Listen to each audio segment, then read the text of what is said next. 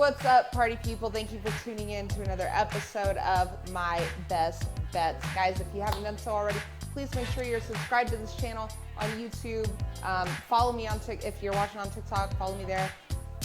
Give the video a big thumbs up and leave a comment down below. I will really appreciate it. All right, so not a whole lot of games on the slate today. I'm just going to talk about two of them. One of them being the Thunder and the Jazz, and the other one being the Miami Heat. They're in Philadelphia tonight. And, you know, it's late in the season. There's a lot of teams that are resting starters. First of all, there's just not that many games being played today. But I'm going to try to make some money on these outside of what I do live betting. So here we go. First of all, let's talk about, I'll keep this one really short, the Miami Heat 76ers. The Heat are, let me see, Bam Adebayo and Kyle Lowry are both questionable, but I'm pretty sure Bam is going to play because I saw a video of him warming up.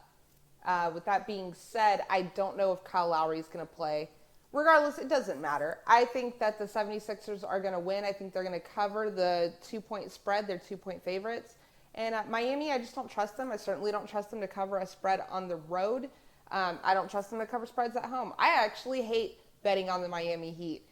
They have lost me some money this year. You never know what you're going to get. Miami Heat, it's a box of chocolates. Never know what you're going to get. With that being said, Philadelphia, they're really good at home, especially lately. They've won 5 out of their last 6 games. They're in Philly, and I think they're 29-11 on the season is their record at home.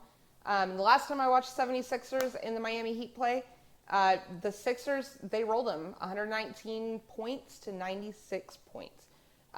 Joel Embiid, probably going to be the MVP. He, I think the last time I checked on my sports book, he was like minus 1,000, minus 1,100, something like that. So he's probably going to win MVP, obviously. The only other person who might win it would be Jokic, and I think voters have fatigue on him, and he seems to not really care about it either. So rolling with the Sixers right now. I think that Embiid is going to be fed the ball a lot, always, as usual, as always. And I think that, he's going to probably score another 35, 45 points. I don't think, since Bam is playing, I don't think he's going to hit 50 like he did last time we saw him play versus the Celtics. But I do think he's going to put up a lot of points today. Wouldn't be surprised if he gets a triple-double. The Miami Heat, I'm just done with them. I'm fading them probably forever. I have fatigue. I have heat fatigue. I've had a heat stroke. I'm over them. Okay? So I'm rolling with the Philly 76ers to cover the spread as 2-point favorites at home. Okay. Now, the Utah Jazz and the Oklahoma City Thunder are going to be playing tonight. And the Jazz are hosting Oklahoma City right there in Salt Lake City. I think it's Vivint Arena. Is that what it's called? They are 7-point dogs, the Jazz are. And I guess I get why. I think it started off, I think it opened up as 5-point dogs, and now it's moved to 7, if I remember correctly. I can see why it's moved. OKC is kind of in a fight for your life type scenario with the playoffs. This is definitely a must-win game for them. And the Jazz are still technically, mathematically, they could still make the playoffs, but nah, I don't even think they're making the playoffs. I think they're in that 1, 2, 3 Cancun mood. So, but I do think that the young players that are playing right now for the Jazz are definitely going to want to show up and show out for, potential jobs next year. So, anyways, back to staying on topic. I get why the line looks like this. Shai Gilgeous-Alexander, he's been balling when he's healthy. He's averaging almost 32 points a game. And OKC, like I said, fight for their lives, fight for their playoff lives. They're neck and neck with the Mavericks right there.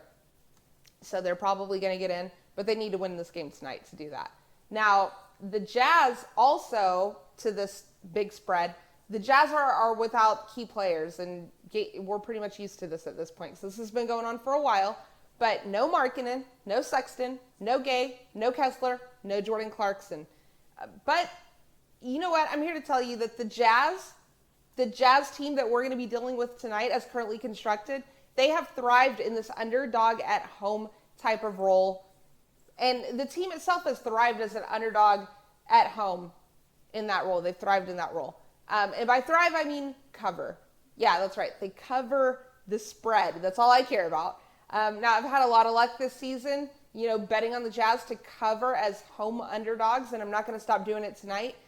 These injuries to the key Jazz players that I just mentioned, it's not really new. I've been saying this for quite a while. So this Jazz backup unit, Kelly Olynyk, Talon Horton-Tucker.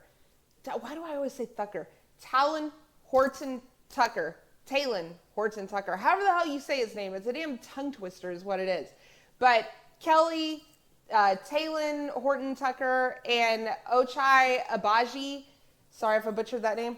Those guys, they've had a hot minute to gel together, build that chemistry, and they do so. And they have a home crowd advantage there in Salt Lake City.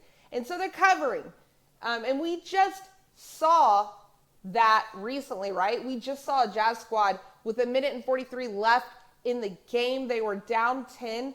They come back. They don't win the game, but they push the Lakers into overtime. And most importantly for me, the Jazz covered as 11-point dogs. Because you know what? That's what they do. That's what the Jazz do.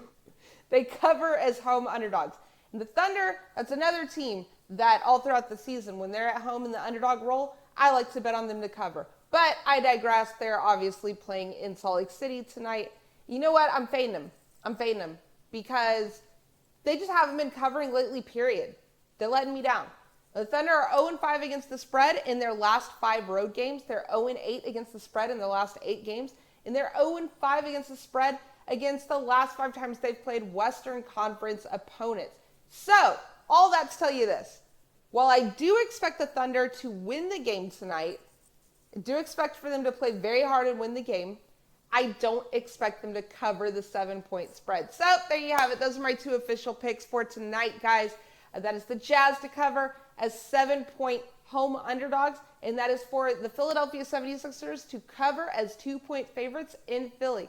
Guys, leave a comment down below. I would love to hear any of your locks or leans if you're riding or if you're fading with my picks tonight.